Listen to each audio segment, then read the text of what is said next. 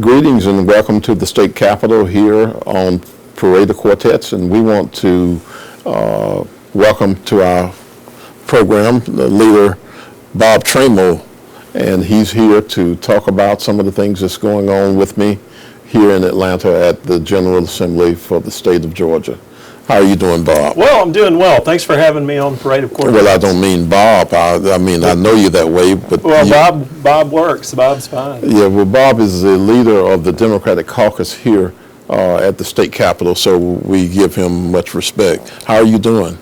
Well, I'm doing better. This has been an odd start of the session. I had a ruptured appendix right before the session started, so today is actually my first day back at the session, but everything's good. Prognosis is good, so I'm glad to be back. Good to have you back, Thank too. you. Thank you. Well, I'm sure while you were out, you were keeping up with what's going on. We have live streaming, and you can, monitor and see things that are going on, as long as you wasn't under anesthesia or any of that.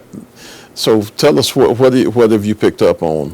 Sure, and fortunately, I'm thankful for the live stream, and I was able to watch on the live stream the proceedings the first week, but particularly last week, where it was a joint appropriations meeting of the Senate and the House.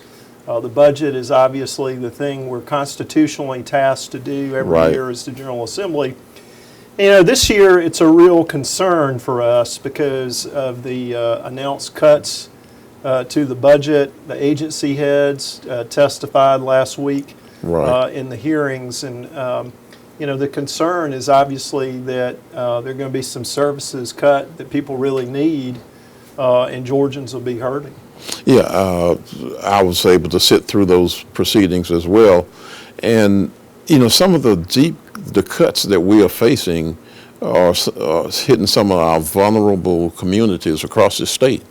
Such as Department of Community Health, the private prison system as a whole, and some others. You want to elaborate on those? Well, there are a couple that are prominent that come to mind. I mean, first, in the last several years under Governor Deal, made some progress on criminal justice reform. Absolutely, yes, sure did. And particularly in the area of accountability courts, which really treat the underlying condition that people have if they have a drug addiction or an alcohol addiction, rather, and give them the best chance to sort of turn their lives around. Right. There's some cuts to that. There's some cuts to the public defender, budget, which people need a good representation. Yeah, absolutely. And then in the area, there are cuts across the board, but particularly in the area of mental health.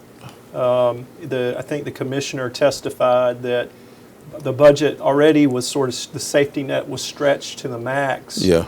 And when you cut services in this way, it's a real detriment to Georgians who rely on those services. So with a $1.some-odd billion increase in spending, but cuts are being made, how do you explain that to an audience or constituents, those that rely on us to speak for them? Well, there's a real incongruity about the economy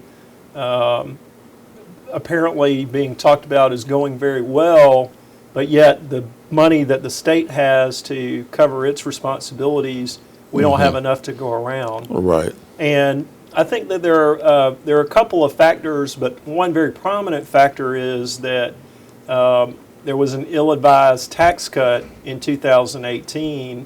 It certainly has squeezed us and put us in a position where we don't have the resources we need to do the services that Georgians rely on. And I think the other thing is that there have been a lot of tax exemptions where we've just sort of given that money away and lost it out of the budget process, and now we're paying the price for it.